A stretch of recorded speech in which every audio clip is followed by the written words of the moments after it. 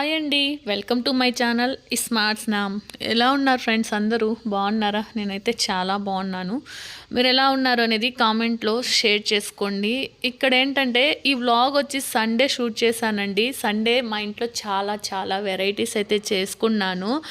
So ముందుగా rice, రసము, eggs ఈ 3 కలిపి 3 బర్నర్స్ పైన పెట్టేశాను. అంటే నా దగ్గర ఉన్నది 4 బర్నర్ స్టవ్ అనమాట. సో ఇంకొక పక్కన వచ్చేసి చికెన్ కర్రీ కోసం కూడా పెట్టేశాను. 4 బర్నర్స్ కాబట్టి 4 ఫుడ్ ఐటమ్స్ అయితే పెట్టేశాను, ఒకేసారి అవుతాయి కదా అని. సో యాక్చువల్లీ ఏంటంటే 2 కిలోస్ చికెన్ తెప్పించేసి అందులో కొంచెం సపరేట్ చేశానండి పులుసు పెట్టి. మిగతా సగం ముక్కాలు భాగం దాకా బిర్యానీ చేద్దాము అని చెప్పి అనుకున్నాను. అందులో నాకు వింగ్స్ చాలా చాలా ఇష్టం అండి. సో అందులో 3 వింగ్స్ వచ్చాయి. సో అవి కర్రీలో వేయాలా, బిర్యానీలో వేయాలా అని చెప్పి ఆలోచించుకున్నాను. ఫైనల్గా బిర్యానీకి మిక్స్ చేస్తాం కదా మసాలా, అందులో వేసేద్దాంలే అని చెప్పి పక్కకు తీసుకున్నాను. సో ఇక్కడ వచ్చేసి మనకి ఏంటంటే రసం అయింది, రైస్ అయింది, ఎగ్స్ అయిపోయినాయి. అయిపోయినాయంటే అలా కదండి, ప్రిపేర్ చేయడం అయ్యింది అని అర్థము. సో మనకు క్లారిటీగా చెప్పడం కొంచెం కష్టంలేండి. క్లారిటీగా చెప్పాలి అనుకుంటే అది ఎక్కడి నుంచో ఎక్కడికో వెళ్ళిపోతుంది అనమాట. సో ఇంకక్కడ అన్నీ కూడా మనకి రెడీ అయిపోయినాయి కదా, చూపించాను కదా. వైట్ రైసు, రసము, కర్రీ, ఎగ్స్, పెరుగు చట్నీ, బీరకాయ పచ్చడి అన్నీ రెడీ అయిపోయి ఇంకా మిగిలింది మనకి జస్ట్ చికెన్ బిర్యానీ. సో ఇక్కడ చూసారా సింకు నిండా గిన్నెలు అన్నమాట. ఇది ఎలా ఉందంటే రమ్మని రమ్మని రామచిలుక పిలిచెను ఈ వేళ అన్నట్లు ఈ గిన్నెలు పిలుస్తున్నాయి అన్నమాట నన్ను ఈ వేళ. సో ఇంక ఇక్కడైతే కుకింగ్ అంతా కూడా అయిపోయింది. సో బిర్యానీ అయ్యే లోపు అంటే ఎసురు పెడతాం కదా మనం, ఆ ఎసురు కాగే లోపల ఇక్కడ ఈ గిన్నెలన్నీ కూడా కడిగేద్దాము, క్లీన్ అయిపోతుంది కదా అని చెప్పి సో క్లీన్ చేస్తున్నాను అనమాట. సో ఇంకా మనకి కుకింగ్ అంతా అయిపోయి కిచెను అంతా కూడా క్లీన్ చేసేసుకొని తరువాత ఫ్రెష్గా స్నానం చేద్దాము అని చెప్పి పిచ్చిగానే ఉన్నానండి. అందులో ఏంటంటే నాన్ వెజ్ కుక్ చేసేటప్పుడు నాకు ఏదో కొంచెం అనీజీగా అట్లా అనిపిస్తుంది. అందుకని చెప్పి నేను మ్యాక్సిమం నాన్ వెజ్ చేసేటప్పుడు వంట మొత్తం అయిపోయిన తర్వాత ఫ్రెష్ అప్ అవుతానమాట. అప్పుడు ఫ్రెష్గా కూర్చొని తింటాను. సో ఇక్కడ చూసారు కదండి, మనకి గిన్నెలు కడగడం, వంట చేయడం అంతా అయిపోయింది. సో బిర్యానీ అనేది ఇంకా బాయిల్ అవుతా ఉంది, టైం పడుతుంది కదా. అంత లోపల చెత్తలు తోసేద్దామని చెప్పి ఇల్లంతా కూడా క్లీన్ చేసేసాను. ఇంక ఇక్కడ మనకి మసాలా కలిపిన చికెన్ కూడా బాగా బాయిల్ అయిపోయింది. ఇంకా అది తీసి పక్కన పెట్టేసి గెరిటితో అటు సైడ్ మనం రైస్ బాయిల్ చేస్తాం కదా, ఆ రైస్ని వేస్తున్నాను. బట్ అదేంటంటే సరిగా రాలేదు. ఇంకెందుకులే అని చెప్పి ఇంకా పెద్ద దబరా తీసుకొని వంపుతున్నాను. నాకు ఇలా ఏమంటారు దీన్ని, గంజి వంచడం అంటారు కదా. సో అది నాకు చాలా భయం అన్నమాట. ఒకసారి ఏం జరిగిందంటే, నేను పాత ఇంట్లో ఉన్నప్పుడు ఇట్లనే వంచుతూ ఉన్నాను. డోర్ మ్యాట్ మీద కాలు పెట్టుకొని వంచుతూ ఉన్నానండి. అది అంతా ఎసురు మొత్తం వంచేసిన తర్వాత జారీ కింద పడిపోయి ఆ రైస్ మొత్తం వచ్చి నా మీద పడింది. జస్ట్ మిస్ అనమాట ఆ రోజు. అది చూసి మా నాన్న, మా చెల్లి చాలా భయపడిపోయారు. నువ్వు ఎప్పుడు బిర్యానీ చేయొద్దు, ఏం వంచొద్దు, అవసరం లేదు, అలా ఇలా అని చెప్పి చాలా బాధపడ్డారనమాట. దాని నుంచి కొంచెం తేలుకోవడానికి వాళ్ళకి టైం పట్టింది. అండ్ నాకు కూడా చాలా భయపడిపోయాను అనమాట. అంటే అందులో గంజి ఉంది కదా, అది వచ్చి మీద పడింటే ప్రాబ్లం అయ్యేది కదా. బట్ రైసే కాబట్టి ఏం కాలేదు, జస్ట్ కొంచెం అలా కాలిందంటే జస్ట్ వేడిగా అనిపించింది అంతే. సో ఇక్కడ రైస్ అంతా వంచుకున్న తర్వాత ఒక లేయర్ రైస్ వేస్తానండి. నేను కింద ముక్కలు ఏం పెట్టను, ఎందుకులే మాడిపోతాయని చెప్పి రైసే పెడతాను.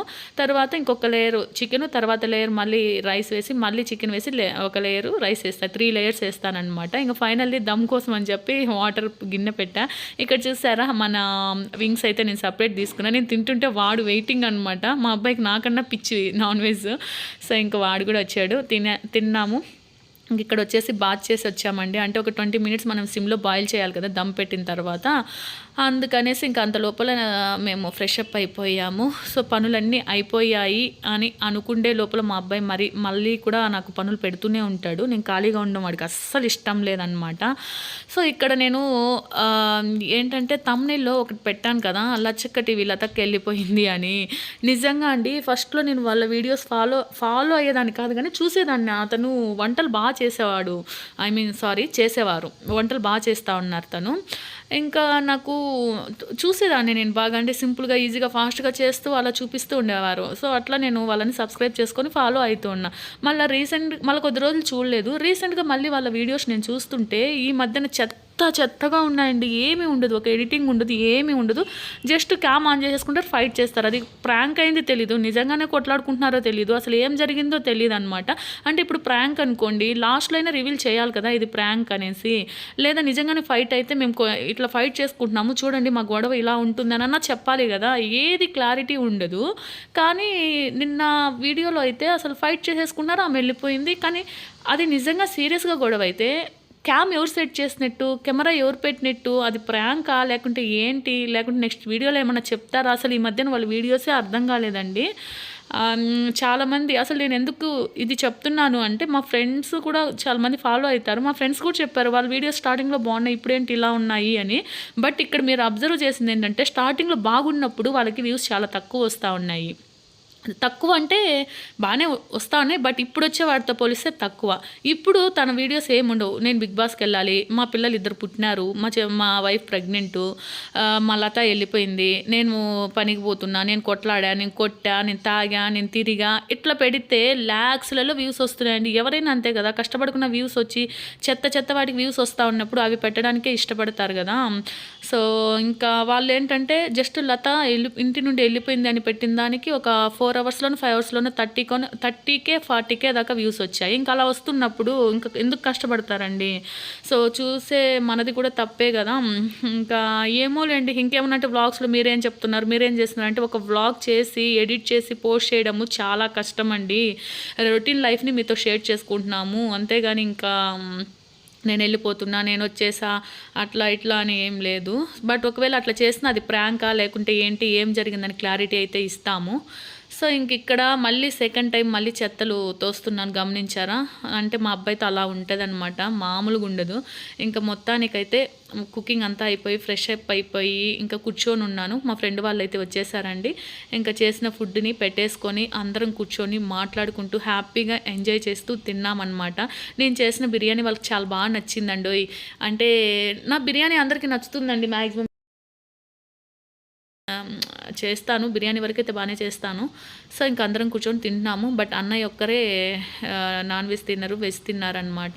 సో, ఇంకా అలా 4 వరకి మాట్లాడుకుంటూ ఉన్నాము. 4కి మా ఫ్రెండ్ వాళ్ళు వెళ్ళిపోయారు. ఇంకా అమ్మ, నాన్న వీడియో కాల్ చేశారు. మాట్లాడుతున్నాను.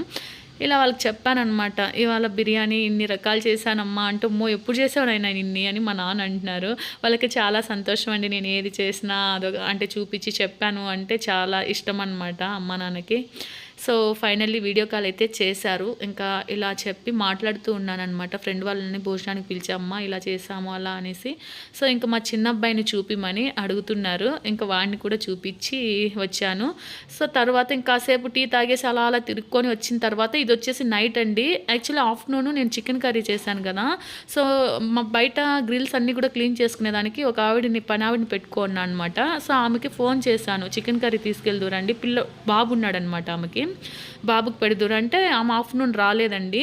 సరే అని చెప్పి మళ్ళీ ఈవినింగ్ కాల్ చేశాను. నేను ఆవిడ కూడా వస్తుంది అని కొంచెం ఎక్కువే వేశాననమాట, బాబుకి ఇద్దాము అని. సో, అంటే మనం ఇస్తే వాళ్ళు కూడా హ్యాపీగా ఫీల్ అవుతారు కదా! అందుకని చెప్పి నేను ఏదైనా చేసుకున్నానంటే మ్యాక్సిమం ఆమెకి పెట్టడానికే ఇష్టపడతాను. సో, ఇంక మొత్తానికైతే ఆమెకి చికెన్ కర్రీ పెట్టాను. ఇదేంటంటే సాంబార్ అండి. సాంబార్ కూడా ఇవ్వచ్చు కదా అనేసి అన్నారు. అదేంటంటే బయటే పెట్టేసరికి ఇంకా అది కొంచెం చెడిపోయినట్టు అనిపించింది నాకు.